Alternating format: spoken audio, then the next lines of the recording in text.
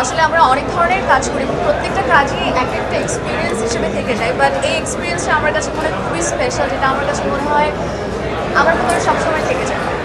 আমি চা বাগানে এর আগেও অনেকবার শুটিং করেছি, আমার বেশ কয়েকবার যাওয়াও হয়েছে, বাট আমার কাছে সবসময় মানে এই কাজটা করার পর মনে হচ্ছে যে চা বাগান অলওয়েজ থাকে আমাদের ব্যাকড্রপে থাকবে, আমরা ফ্রন্টে এসে কাজ করতাম, বাট এবার মনে হচ্ছে যে চা বাগান হচ্ছে ফ্রন্টে আমরা আছি। এবং আমার কাছে মনে হচ্ছে it's a whole new experience for me, because চা বাগানে আগে কাজ করেছি, বা চা বাগানের ভেতরটা আসলে কখনো এভাবে অনুভব করিনি, যেটাই কাজের মাধ্যমে অনুভব করেছি, অ্যান্ড এটা আমাকে অনেক ভাবিয়েছে। আমার এই গল্পে ক্যারেক্টারটার নাম হচ্ছে আইরিন, অ্যান্ড আইরিনকে যদি আমি খুবই সহজ ভাষায় আপনাদেরকে বলতে চাই, এখানে আমার ক্যারেক্টারটা হচ্ছে আইরিন একটা আলোর প্রতীক। আইরিন হচ্ছে নিজের জন্য শুধু পথ খুলে দেয় না, মানুষের জন্য দরজা খুলে দেয়, এবং আইরিন হচ্ছে অনেক নন্দিনীর জীবন পরিবর্তন।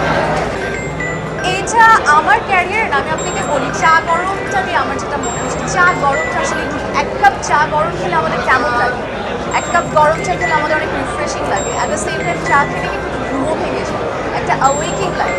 সো আমাদের গল্পটা কিন্তু এরকম, ইটস ভেরি রিফ্রেশিং, দেখে খুবই ভালো লাগবে, অ্যাট দ্য সেম টাইম আমরা ইনার সেলফকে অ্যাওয়েকিং করবো, সো দ্যাট আমরা আসলে বুঝতে পারি যে আমাদের সমাজের আশেপাশের অবস্থাটা কেমন। এবং আমার কাছে আমি সবসময় মনে করি যে একা বড় হওয়াতে কখনো মজা নেই, সবাই একত্রিত বড় হওয়ার বিষয়ে কিন্তু অনেক বেশি আনন্দ আছে।